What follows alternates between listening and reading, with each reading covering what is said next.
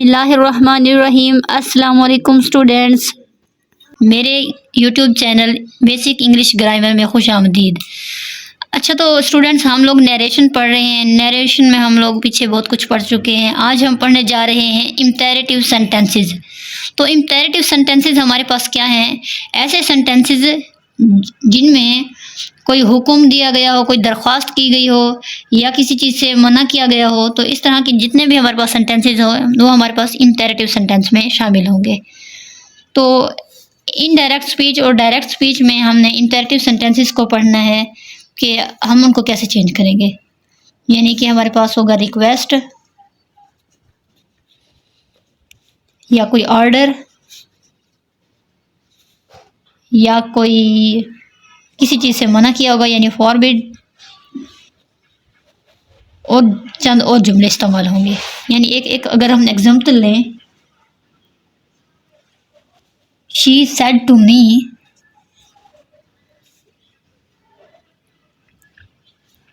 Tell the truth, tell the truth. यानी इस sentence में हमें ये पता चलता है कि यहाँ पर एक रिक्वेस्ट की जा रही है, यानी किसी को नसीहत की जा रही है। तो जब हम इसे इनडायरेक्ट स्पीच में कन्वर्ट करेंगे तो हम सेड की जगह एडवाइस का इस्तेमाल करेंगे। यानी हमने इस रिपोर्टेड स्पीच को देखना है कि वो हमारे पास किसी को हुक्म दे रहे हैं या किसी बात से मना कर रहे हैं या कोई नसीहत की जा रही है या किसी चीज़ की दरख्वास्त की जा रही है। तो इस हिसाब से हमने सेड को चेंज करना है। तो यहाँ पर ये नसीहत की जा रही है, इसलिए हम एडवाइस लग शी एडवाइज्ड मी। इस तरह के जो भी जुमले होंगे यहाँ हम ना तो इफ़ का इजाफा करेंगे ना दैट का, बल्कि सिंपली हम टू का इजाफा करके इसको सिंपल सेंटेंस में कन्वर्ट करेंगे। To tell the truth, to tell the truth.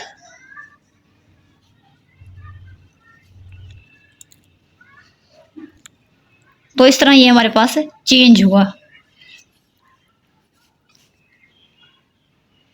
यानी कि अगर ये हमारे पास हो किसी चीज़ का दरख्वास्त की गई है तो हम से को कन्वर्ट करेंगे रिक्वेस्ट में। अगर किसी चीज़ का हुक्म दिया गया हो तो से को हम ऑर्डर में चेंज करेंगे। अगर नसीहत की गई हो तो से को हम एडवाइस में कन्वर्ट करेंगे। और अगर किसी चीज़ से मना किया गया हो तो फॉरबिड में। और बाज़ जुमले अगर हमारे पास ऐसे होते हैं कि फ़िक्रे के मूड का हमें वाज़ेह पता ना चल रहा हो तो हम से को आस्क में भी चेंज कर सकते हैं।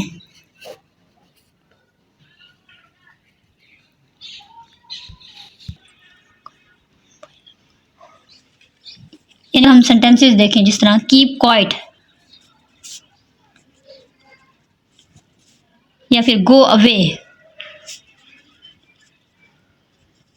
यानी यहाँ क्या है, ऑर्डर दिया जा रहा है, यहाँ खामोश रहने की एडवाइस की जा रही है। यानी प्लीज़ हेल्प मी, यहाँ रिक्वेस्ट की जा रही है। या फिर कीप क्वाइट, यहाँ ऑर्डर दिया जा रहा है। गो अवे, ये भी ऑर्डर दिया जा रहा है। तो इन्हीं सेंटेंसेस को हमने देख के ये वाले अल्फाज इस्तेमाल करने हैं सेड को चेंज करते हुए। चंद एक और एग्जांपल्स लेते हैं इसकी। द रेफरी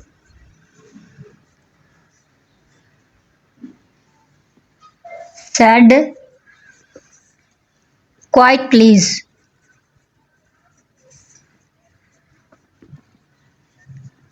इन्वर्टेड कॉमास लगाएंगे। जब हम इसे इनडायरेक्ट स्पीच में कन्वर्ट करेंगे तो हम लिखेंगे the referee requested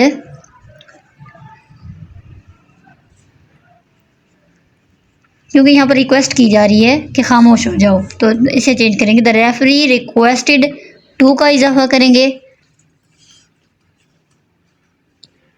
to be quite. फिर ये हमारे पास प्लीज़ कैंसिल हो जाएगा।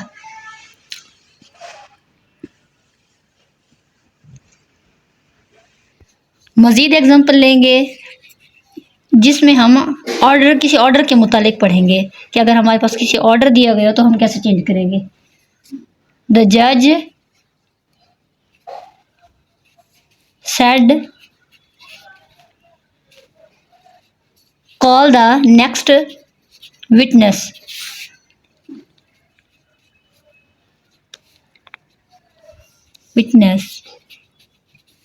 अब जब हम इसको इनडायरेक्ट स्पीच में कन्वर्ट करेंगे तो हम लिखेंगे द जज सेड की जगह हमारे पास ऑर्डर आ जाएगा। द जज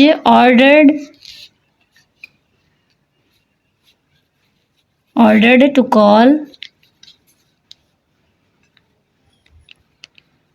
call the next witness. Imperative sentences में हम ये जो हमारे पास जुमले होते हैं इनके लिए हम टेंस चेंज नहीं करेंगे, क्योंकि इसमें टू का इजाफा कर देंगे और टू के बाद हमेशा फर्स्ट फॉर्म आती है, चाहे कोई भी वर्ब हो। टू के बाद कोई भी सेकंड फॉर्म थर्ड फॉर्म इस्तेमाल नहीं होती, टू के बाद हमेशा फर्स्ट फॉर्म इस्तेमाल होती है, क्योंकि ये हमारे पास इन्फिनेटिव है। तो इसमें हम सिर्फ सेड के मुताबिक यहाँ पर सेकंड फॉर्म को इस्तेमाल करेंगे। जिस तरह ये हमारे पास है, यहाँ पर DMED का इजाफा कर देंगे, जिस तरह एडवाइज्ड में या रिक्वेस्ट में। जिस तरह पिछले एग्जाम्पल में हमने यहाँ पर रिक्वेस्टेड का इस्तेमाल किया और टू के बाद भी वही सिंपल फॉर्म इस्तेमाल की। मज़ीद एक और एग्जाम्पल लेते हैं। My father said to me do not waste your time.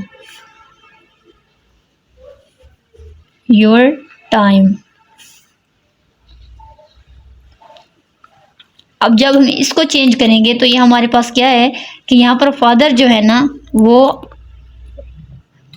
मना कर रहा है अपने, तो यहाँ हम चेंज करने लगे हैं माई फादर फॉरबिड। तो यहाँ पर कौन से लफ्ज इस्तेमाल कर रहे हैं हम? Forbid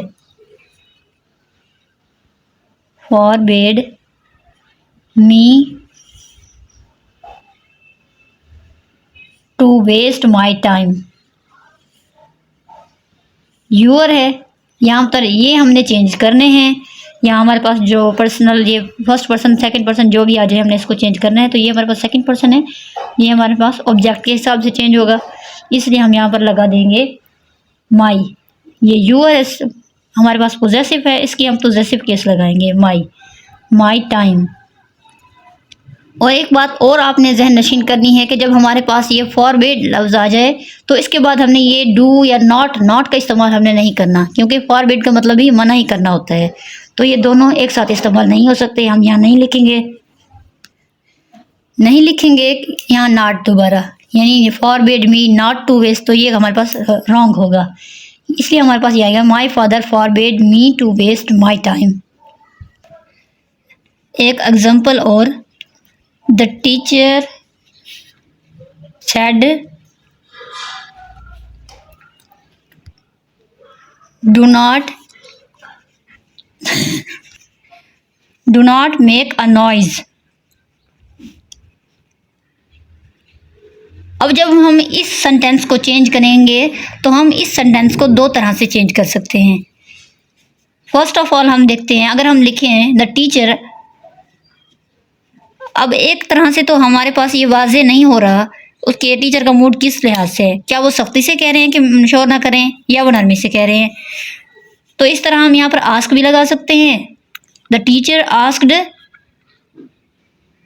not to make a noise.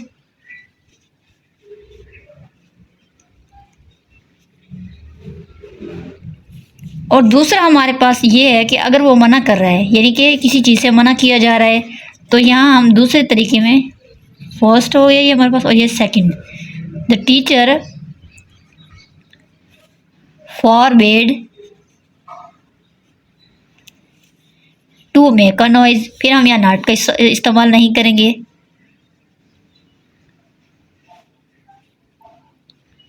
तो इस तरह ये एग्जाम्पल हमारे पास कंप्लीट हुई।